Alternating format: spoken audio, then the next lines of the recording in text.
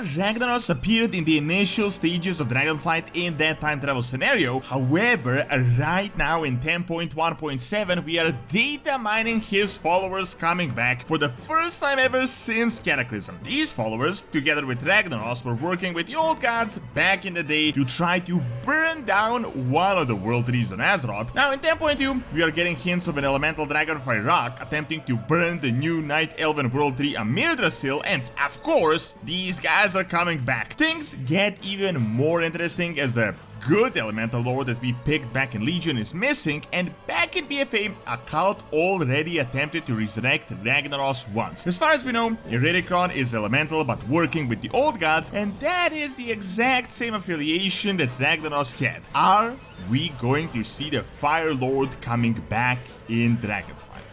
If you guys want to buy Total War, Elder Scrolls, or any other game, you can get them at great prices with my Gamivo link. You can also get anything Warcraft related, gift cards and software, and all below market prices. Best of all, if you add my code DORON, you can get an even bigger discount, so make sure to check out my link in the description and get some amazing deals with Gamivo. I'm pretty sure all of you already know that 10.2 is almost certainly going to be about the Emerald Dream, the new World Tree, the Green Dragonflight. This is hardly even speculation anymore. I mean, it is literally just one step before being officially confirmed by Blizzard. We've literally had Blizzard months ago saying that 10.1 is about the Black Dragonflight, then we'll get a story about the Bronze Dragonflight, which was literally 10.1.5, and that after that we'll be talking about the Greens. Then we literally got a cinematic that talks about Firak burning the new world tree Amir Drasil that apparently just got a name, and that is what was planted by Tyrande around the start of the expansion. Now, if that is not enough to convince you, we've literally data mined quest text backgrounds a few weeks back that is called the Emerald Dream, and it has the background of obviously something thematically related to this. I mean, it's quite literally called Quest Background Dragonflight Emerald Dream. So I really don't think you need any more proof. I mean, the next step down the line is Blizzard just coming out and saying, yeah, we're going into the Emerald Dream in 10.2. However,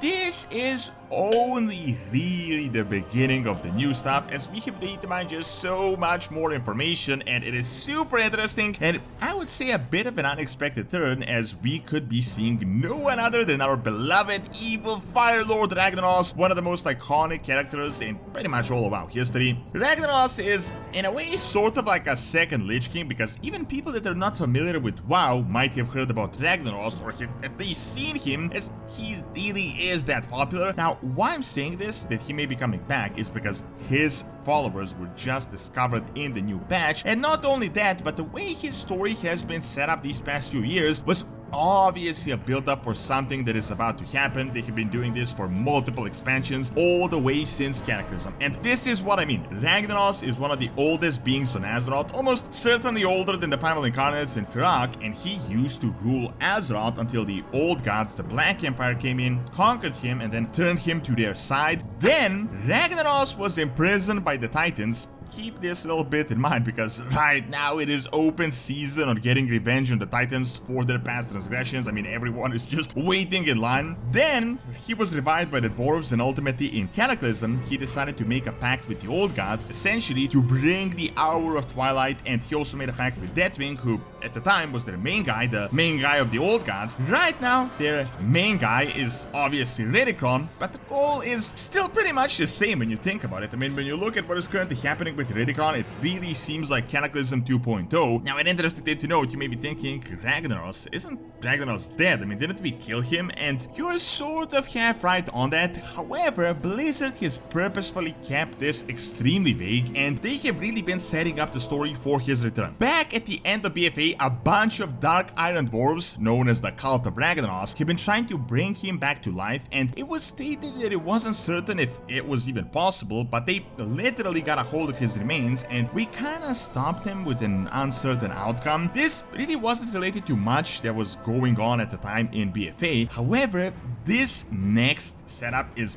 actually the interesting part, and it happened prior to BFA, which is honestly why I think all this stuff is relevant. So in Legion, as you may know, with the Burning Legion invasion, since Ragnaros was defeated, a new Fire Lord was needed, and we kinda needed the elementals to get a new lord so that they can help us defeat the demons, and we influenced them in getting Smolderon as the new lord, which for the first time was actually a benevolent lord, or at least as benevolent as a fire lord can get, and we really interfered as we literally defeated his rival. However, then, a little bit later, we learned that he has apparently been missing, and apparently only time will tell what will happen, and since then we have not gotten any status updates, so it is very likely that the elementals have been leaderless or may have been seeking to get an actual Fire Lord, and that is Ragnaros that wasn't put in by the mortals. Now all this brings us to Dragonflight right now and the crazy things we are data mining at the moment. First off, a little bit unrelated but also quite related, we literally saw Ragnaros in that time travel scenario right at the start of the expansion when we went back to the times of the Black Empire, which might have obviously been foreshadowing for his return. However, in 10.1.7 we are discovering his actual followers, the Druids of the Flame. There are a ton of armor sets, all these models. These really don't seem to be just a one-off random mob, but something bigger is being set up with so many variations. You may remember these guys, the Night Elven traitors, followers of Fandral Stackhelm, and the guys that were really keen on burning Nordrassil to the ground and almost managed to succeed. Well, guess what? We now got a new world tree, a Mirdrassil that an elemental dragon that was recently empowered is trying to burn down, and lo and behold, these guys are returning. So how likely is it that they might try to pick up on that ritual back from BFA to bring back Ragnaros so that he can finish the job? Iridikron and Ferak are obviously affiliated with the native elementals of Azeroth as well as the old gods, and when you think about it, that is pretty much the exact same affiliation that Ragnaros had, elemental that is also influenced by the old gods. Even more interestingly, the Primalists, these guys that we've been fighting since the start, have been the most mysterious thing of this entire expansion. These are all seemingly Night Elves, Tauren, mortals that somehow managed to form this order without anyone noticing, and they got a lot of power. I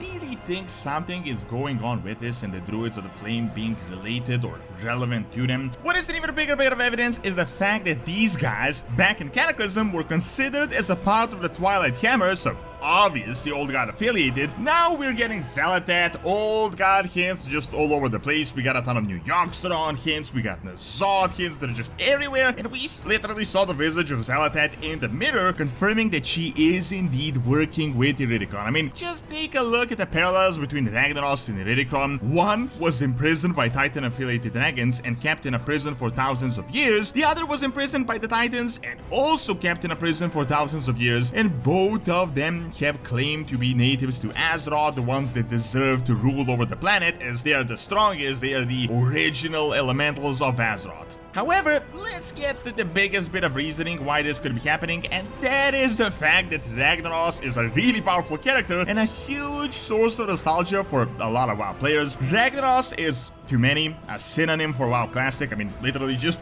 Google WoW Classic, you'll find a picture of Ragnaros in the very first results. Since WoW has lost a ton of players since the peak, I mean, they're obviously looking to get these little nostalgia points to bring players back. I mean, this has been evident with the recent time travel hints and Illidan and artists making these small appearances in the time rifts. They did this with artists back in Shadowlands. I mean, pretty much the entire story was based on the Lich King.